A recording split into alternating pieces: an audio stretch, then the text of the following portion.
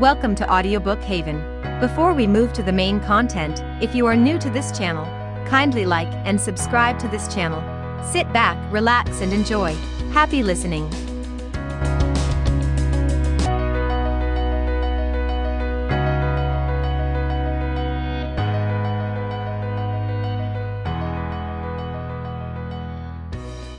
Atomic Habits. An easy and proven way to build good habits and break bad ones. Written by James Clear. Introduction, my story. On the final day of my sophomore year of high school, I was hit in the face with a baseball bat. As my classmate took a full swing, the bat slipped out of his hands and came flying toward me before striking me directly between the eyes. I have no memory of the moment of impact. The bat smashed into my face with such force that it crushed my nose into a distorted U-shape. The collision sent the soft tissue of my brain slamming into the inside of my skull. Immediately, a wave of swelling surged throughout my head. In a fraction of a second, I had a broken nose, multiple skull fractures, and 2 shattered eye sockets. When I opened my eyes, I saw people staring at me and running over to help. I looked down and noticed spots of red on my clothes. One of my classmates took the shirt off his back and handed it to me. I used it to plug the stream of blood rushing from my broken nose. Shocked and confused, I was unaware of how seriously I had been injured. My teacher looped his arm around my shoulder, and we began the long walk to the nurse's office, across the field, down the hill, and back into school.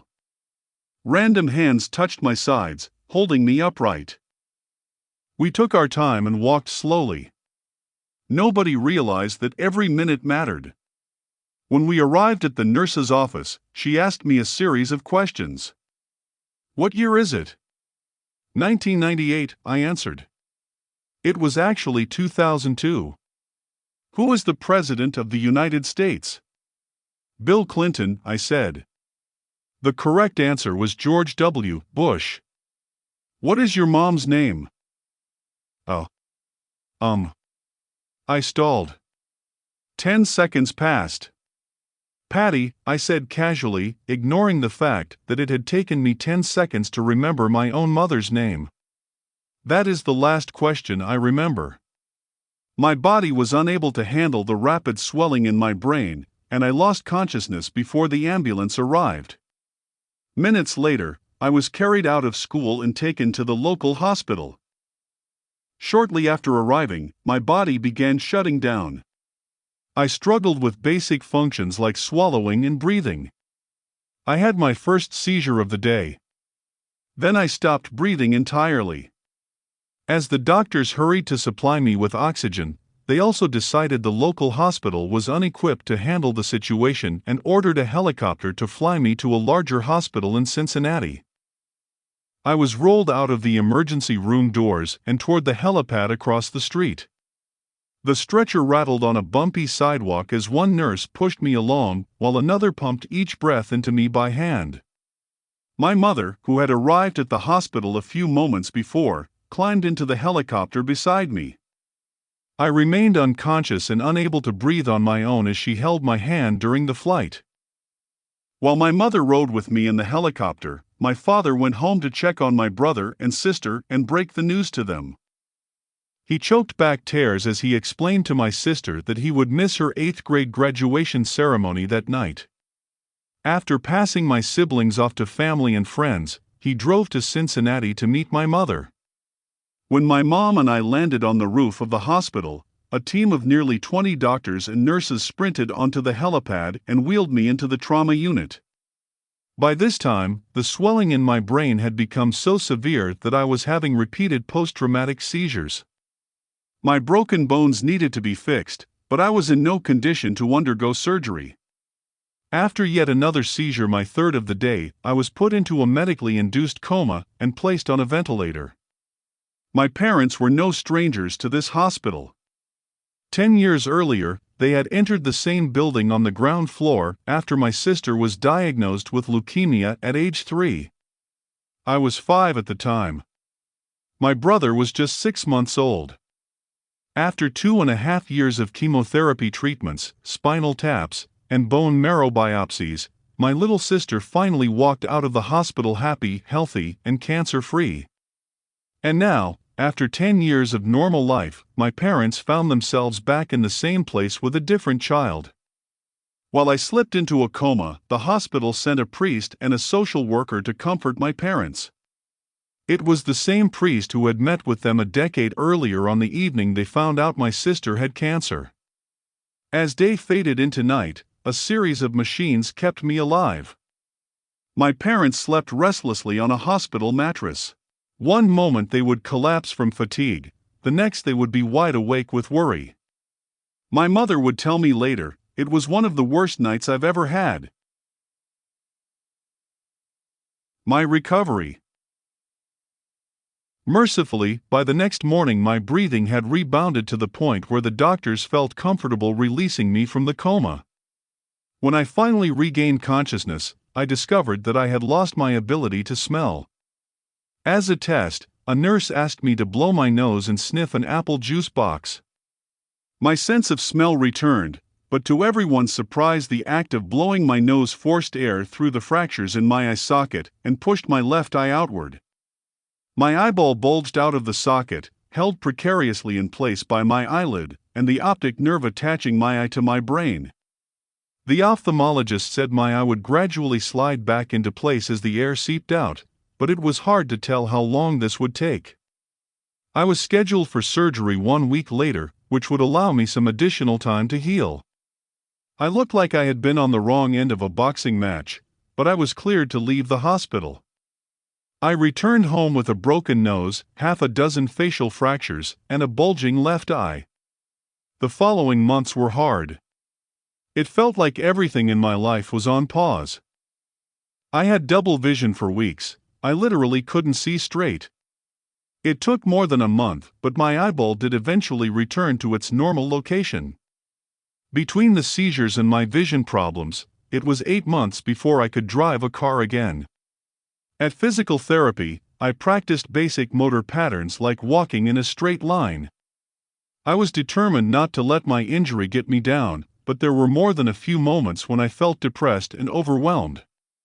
I became painfully aware of how far I had to go when I returned to the baseball field 1 year later. Baseball had always been a major part of my life. My dad had played minor league baseball for the St. Louis Cardinals, and I had a dream of playing professionally too. After months of rehabilitation, what I wanted more than anything was to get back on the field. But my return to baseball was not smooth. When the season rolled around, I was the only junior to be cut from the varsity baseball team. I was sent down to play with the sophomores on junior varsity. I had been playing since age 4, and for someone who had spent so much time and effort on the sport, getting cut was humiliating. I vividly remember the day it happened. I sat in my car and cried as I flipped through the radio, desperately searching for a song that would make me feel better. After a year of self-doubt, I managed to make the varsity team as a senior, but I rarely made it on the field. In total, I played 11 innings of high school varsity baseball, barely more than a single game. Despite my lackluster high school career, I still believed I could become a great player. And I knew that if things were going to improve, I was the one responsible for making it happen. The turning point came 2 years after my injury, when I began college at Denison University. It was a new beginning, and it was the place where I would discover the surprising power of small habits for the first time. How I learned about habits.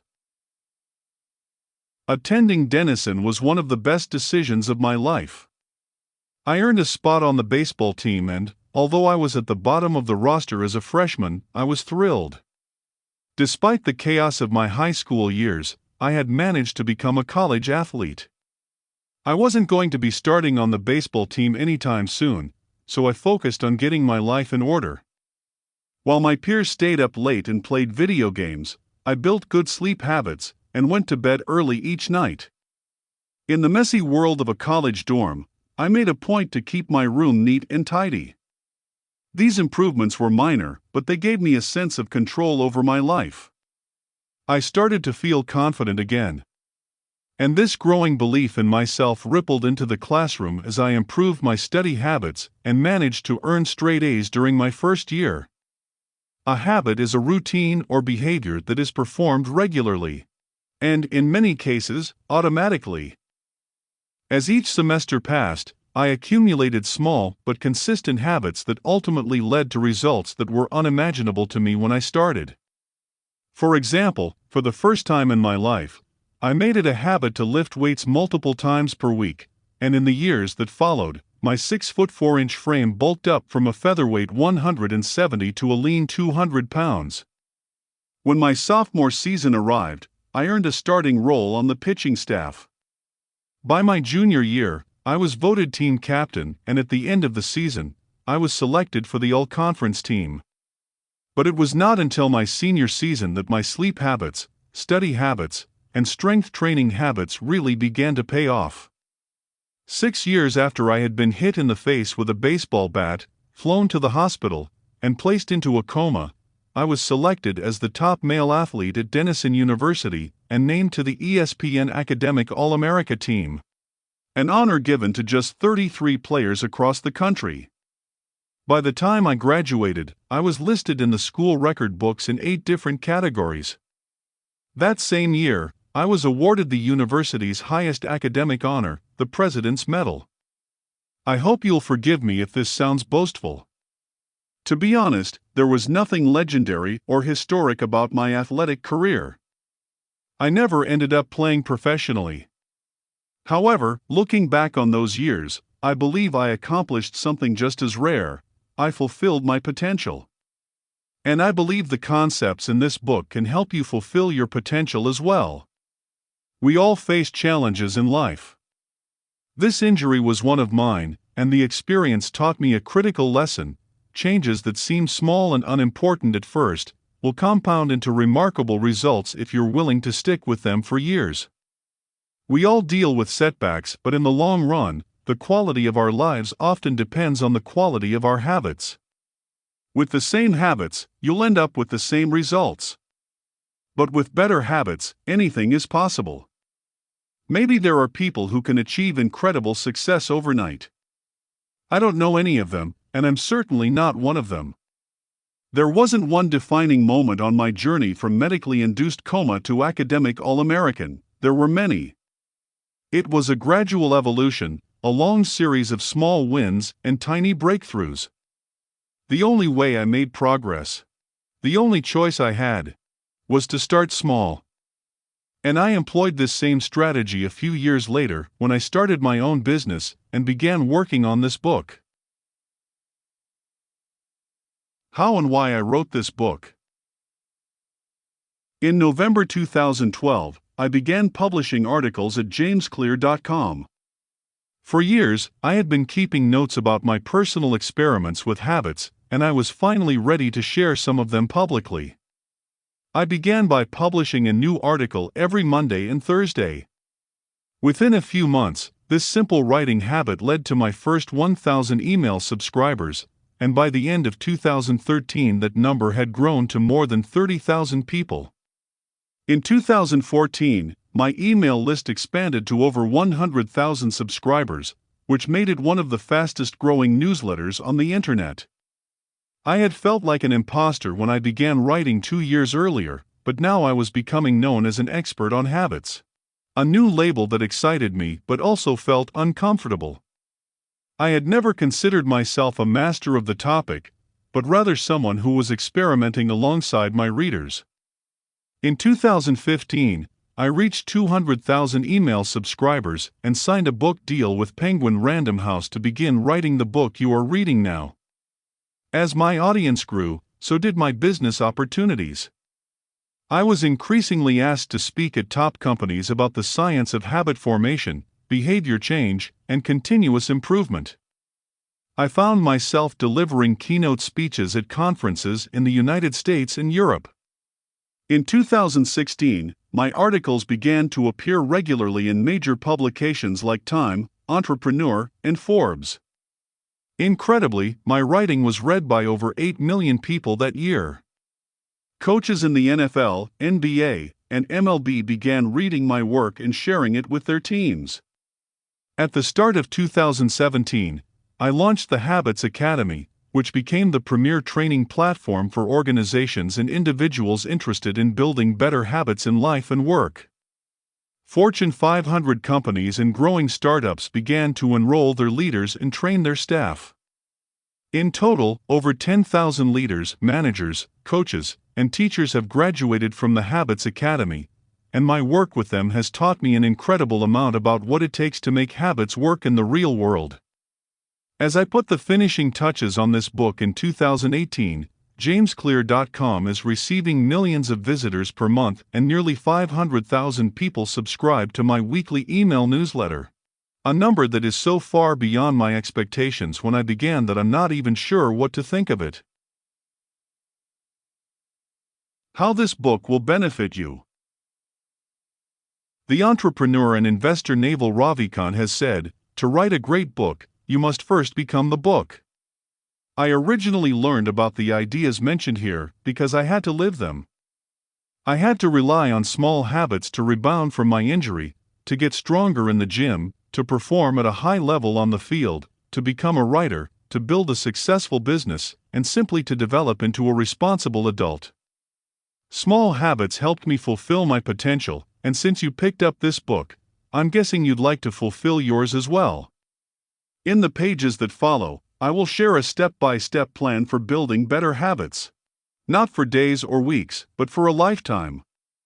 While science supports everything I've written, this book is not an academic research paper, it's an operating manual. You'll find wisdom and practical advice front and center as I explain the science of how to create and change your habits in a way that is easy to understand and apply. The fields I draw on: biology, neuroscience, philosophy, psychology, and more, have been around for many years. What I offer you is a synthesis of the best ideas smart people figured out a long time ago, as well as the most compelling discoveries scientists have made recently. My contribution, I hope, is to find the ideas that matter most and connect them in a way that is highly actionable. Anything wise in these pages you should credit to the many experts who preceded me. Anything foolish, assume it is my error. The backbone of this book is my 4-step model of habits: cue, craving, response, and reward, and the 4 laws of behavior change that evolve out of these steps. Readers with a psychology background may recognize some of these terms from operant conditioning, which was first proposed as stimulus, response, reward by B.F. Skinner in the 1930s and has been popularized more recently as cue, routine, reward, and the power of habit by Charles Duhigg. Behavioral scientists like Skinner realized that if you offered the right reward or punishment, you could get people to act in a certain way. But while Skinner's model did an excellent job of explaining how external stimuli influenced our habits, it lacked a good explanation for how our thoughts, feelings, and beliefs impact our behavior. Internal states, our moods and emotions, matter too. In recent decades, scientists have begun to determine the connection between our thoughts, feelings, and behavior. This research will also be covered in these pages. In total, the framework I offer is an integrated model of the cognitive and behavioral sciences. I believe it is one of the first models of human behavior to accurately account for both the influence of external stimuli and internal emotions on our habits. While some of the language may be familiar, I am confident that the details and the applications of the 4 laws of behavior change will offer a new way to think about your habits. Human behavior is always changing, situation to situation, moment to moment, second to second. But this book is about what doesn't change. It's about the fundamentals of human behavior. The lasting principles you can rely on year after year. The ideas you can build a business around, build a family around, build a life around. There is no one right way to create better habits, but this book describes the best way I know, an approach that will be effective regardless of where you start or what you're trying to change. The strategies I cover will be relevant to anyone looking for a step-by-step system for improvement, Whether your goals center on health, money, productivity, relationships, or all of the above. As long as human behavior is involved, this book will be your guide. Thank you for listening and tuning into Audiobook Haven. Please don't forget to hit the like button and subscribe to this channel for more transforming content. Don't forget to share with your friends and family as well. Audiobook Haven, we got you covered.